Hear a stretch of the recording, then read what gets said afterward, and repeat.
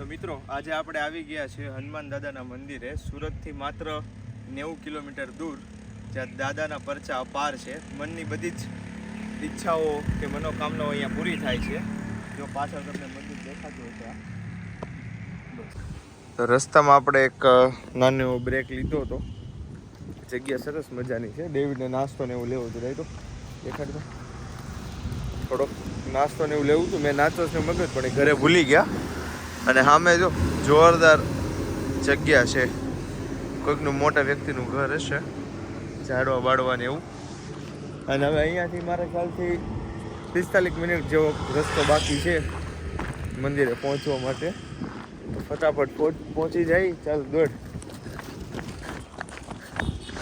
જો જોરદાર રસ્તો છે, પણ સાપુતારા જતા હોય ને એવો. હવે ડાયરેક્ટ આપણે મંદિરે જ મળશું.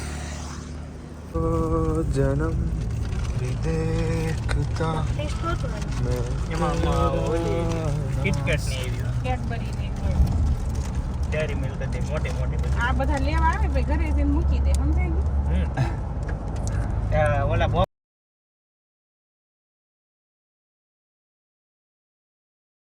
એ આપણને ખબર ન હોય ને, રસ્તો ફરી ગયો છે. સમજો જોતા બસ આવે. ઓહો સમજો,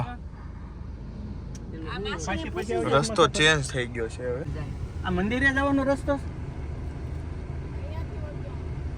પેલા આગળ મેન રોડેથી અમારે યુટર્ન મારવી પડી. બાકી અહીંયાથી વળી જવાનો જો રસ્તો દેખાડું તમને. આગળ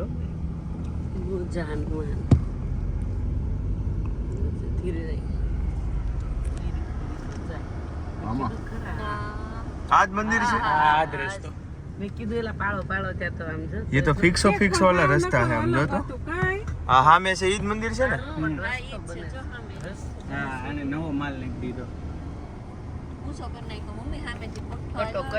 ઉગારો નીચે જ ઉતરવું પડશે આ બાજુ. જાવ નીચે. ને કાચ ખોલ ને, ડોકું કાઢ. કાચ ખોલીને બેટા. પાછળ જોજો, બાજુમાં વાયર છે ને. કાચ ખોલીને ડોકું જરી પાટાડી. ફિક્સ હે પણ ઈ પછી આ બધું થઈ જાય તે પછી તો થઈ જાય. આ એટલું બધું નહોતું. આ ખોલીને ઓલો કાપીને નાખ્યું.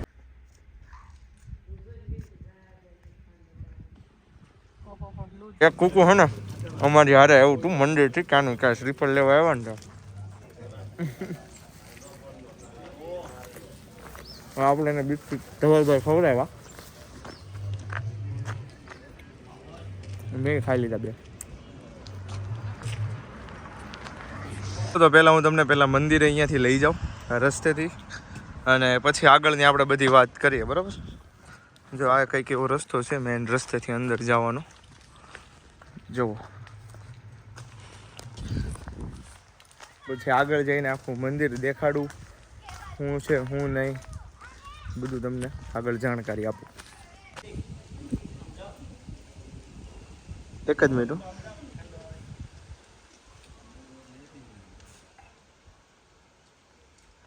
તારા પર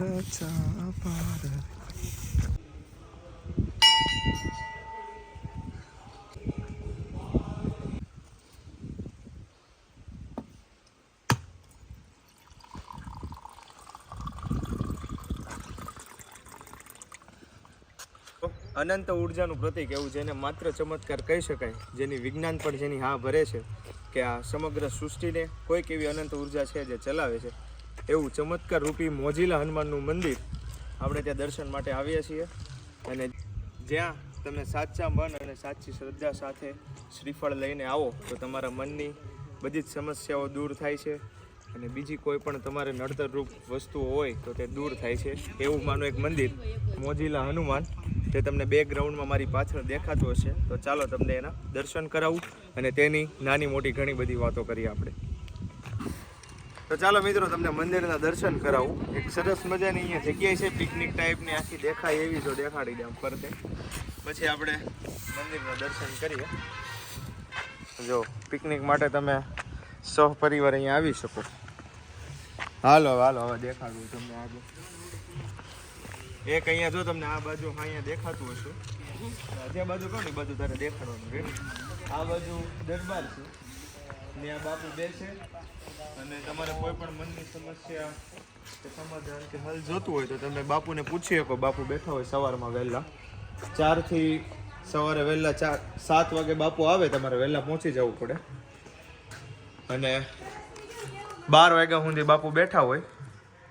અહીંયા એનો દરબાર ભરાય, બધાની સાથે મુલાકાત કરે.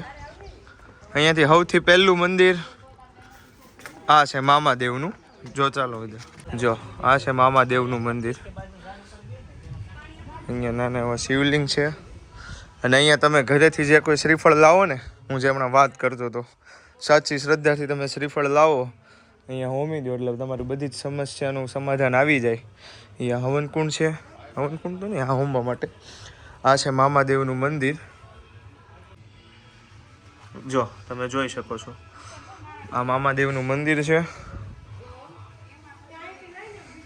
આ મામાદેવનું મંદિર છે ને, ને આજુબાજુમાં જો આ રીતે બેસવાની જગ્યા. અહીંયા તમારે જમણવાર કરવું હોય તો જમવા પણ બધાને આપણે બેહારી એકવી.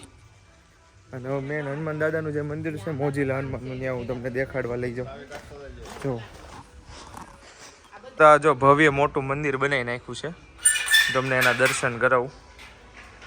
જો અહીંયા એક નાનકડો એવો હવનકુંડ છે અને અહીંયા જો આ દરબાર છે અને અહીંયાથી જો તમને મંદિરના દર્શન કરાવું. વાહ, જો આ હનુમાન દાદાનું મંદિર છે અંદર. જો આ મંદિર છે અને અહીંયા દરબાર છે. અહીંયા દાદા બેઠા હોય અને દાદા જે કાંઈ તમારી પાસે સેવાનું કામ તમારું કરી દે, નિવારણ લાવી દે સમસ્યાનું, એનું કોઈ પણ પૈસા કે કંઈ પણ ચાર્જ લેતા નથી. તમારા મનથી જે તમારે માનતા સ્વરૂપે કે દાન સ્વરૂપે તમારે જે લાડવા ધરવા હોય પ્રસાદી, એ જ માત્ર તમારે આપવાની. બીજું કંઈ દાદા અહીંયા સ્વીકારતા નથી. અને આ છે દાદાનો દરબાર. જો તમને દેખ, આ દાદાની દરબાર છે અને ત્યાં જો અગત્યની સૂચના, જે બહેનો માસિક ધર્મમાં હોય તેને 9 દિવસ પછી મંદિરે આવવું અને દાદાને કોઈ પણ પૂછવા જવું નહીં. એટલે આ સૂચના એના માટે મારેલી છે કે તમારે જો દાદા પાસે કંઈક પૂછાવવું હોય, આ તે તમારે મળવું હોય તો મુલાકાત માટે. બાકી તમે આવવું હોય તો આવી શકો, પણ મુલાકાત લેવી હોય તો સૂચનાનું ખાસ ધ્યાન રાખો. અને આમ જો સરસ મજાની જગ્યા છે, ખેતરવાળીને એવું, એકદમ ઠંડો પવન. અને ગામડામાં છે એટલે કોઈ પણ પ્રકારનું ન્યુસન્સ નથી અહીંયા. કારણ કે સુરતથી 90 કિલોમીટર તમે દૂર આવતા હોય તો કંઈક તમારી શ્રદ્ધા એવું કારણ હોય તો જ તમે આવતા હોય. એટલે જગ્યાએ બહુ સરસ મજાની છે, આપણે ગામડે હોય ને એવી. બાકી અહીંયા ચોખવાળી, પીવાનું પાણી, આ તે. સામે જો શૌચાલય ને એવું બધું બહુ વેસ્ટર્ન અને સાદું ને એ બધું. અહીંયા શ્રીફળ વધારવાનું છે અને એકદમ ખુલ્લી જગ્યા છે. જુઓ, છે જોરદાર. તમને આમ આવો ને ત્યાં જ આનંદ આવી જાય. એ સરસ મજાની જગ્યા છે. તો આ મંદિર હતું અને એકદમ આપણે કેમ ચમત્કાર રૂપી કામ થતું હોય ને એ રીતનું કામ થાય છે અહીંયા. અને પછી તો તમે આપણે અંદરની શ્રદ્ધાની વાત છે, બરાબર? જે તમારી અંદરની શ્રદ્ધા હોય એની ઉપર નિર્ભર કરે. ભાઈ તમે એવી માનસિકતાથી આવતા હોય કે અહીંયા કાંઈ ન હોય, આ બધું નથી, તો એવું ન થાય. પણ તમારી શ્રદ્ધા હોય તો તમારા બધા જ નિવારણ આવી જાય ને. એવું નહીં કે કંઈક પ્રોબ્લેમ હોય, આ તે હોય તો જ આપણે આવીએ. હરેકથી પણ તમે અમે આવા મંદિરે તમે ક્યારેક દર્શન કરવા આવો ને તો તમને એમ થાય કે હા, ઉર્જા શું છે, અનંત ઉર્જા આમ કેવી હોય એવું. તો ચલો, આ રીતનું હતું. તો આવું કંઈક આ મંદિર હતું. તમને જરૂરથી મજા આવી છે, એકવાર આવજો. આનું લોકેશન પણ હું આમાં લિંકમાં મૂકી દઈશ. અને એક સરસ મજાની જગ્યાના આવા દર્શન કરજો દાદાના. ત્યાંથી જવાના છીએ આપણે જલેબી હનુમાનના મંદિરે. હાલો બે જાઓ. ઓલા બંને પાછળ વહી ગયા.